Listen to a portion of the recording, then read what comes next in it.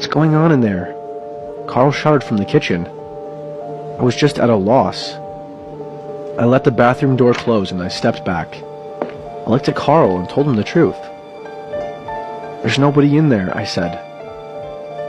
"Don't give me that," Carl shouted. "See for yourself," I told him. And he did. He stormed over and barged through the bathroom door. I saw him go blank just like I did when he saw it. The impossible absence of a person. He turned around and looked inside the women's room too. But again, nothing. Nobody. In raw disbelief, we gathered ourselves behind the counter. We interrogated each other uselessly, thinking one of us must have let him slip by unnoticed. However, we both knew we had been on high alert since the second he came in. There was no way neither of us would have not noticed him leaving. Within a fraction of a second, our conversation ended as we both saw the same thing out of the corner of our eyes. The stranger was somehow outside, looking at us through the window. He still had his right arm stuffed out of sight. But now, as we got more of an eyeful of his face than we ever wanted to, we saw that wasn't his only problem. His face was bloody, like he had been hit with a brick. His nose was broken into, and lip was split and missing a piece, showing us his cracked and missing teeth. One of his eyes seemed completely swollen over, but the one that was open was gushing blood. Carl and I didn't move a muscle. We didn't even breathe for a second. After a few horrible seconds of realizing what was happening, I finally thought to call 911. But as soon as the idea occurred to me, the man started to move. He turned to the side and started to limp across the big front window. We watched him in silence. He made it all the way to the corner of the window, where it wrapped around to the other side. "What the hell?" I whispered, only for Carl to quickly shush me. It was at that moment I saw he had gone pale and wide-eyed, which only terrified me even more. Something about this man had gotten through Carl's defenses, and that meant we were not prepared. Before we could say anything else, we heard a crash from the back room.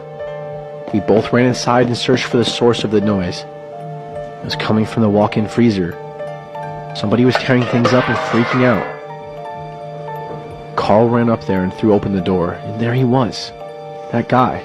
He had ripped open a box of burger patties and was clutching a handful of meat, pressing it to his right arm like an ice pack. When he saw us, he froze.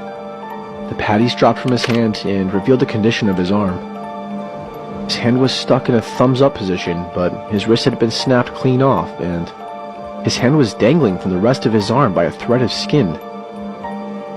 After a terrifying moment of deer in headlights stares, the stranger bolted from the freezer, crashing through both me and Carl.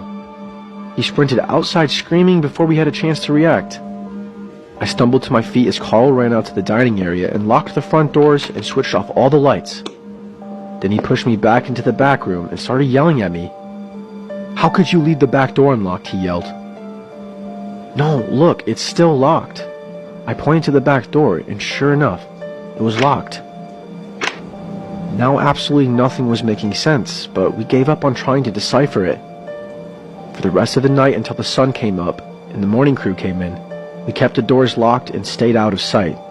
When we were finally freed from our nightmare of a shift and set out into the world, we noticed the train of police and paramedics on the freeway right outside of town.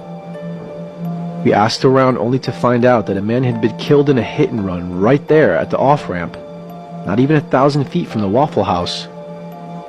He died sometime after midnight, but his body laid on the shoulder undiscovered until daylight. His corpse was mangled, but his thumb was still sticking straight up from trying to hitch a ride. Of course, by the afternoon they had scraped him off the pavement and washed away his blood, until the spot in which he died was cleaner than I had ever seen it.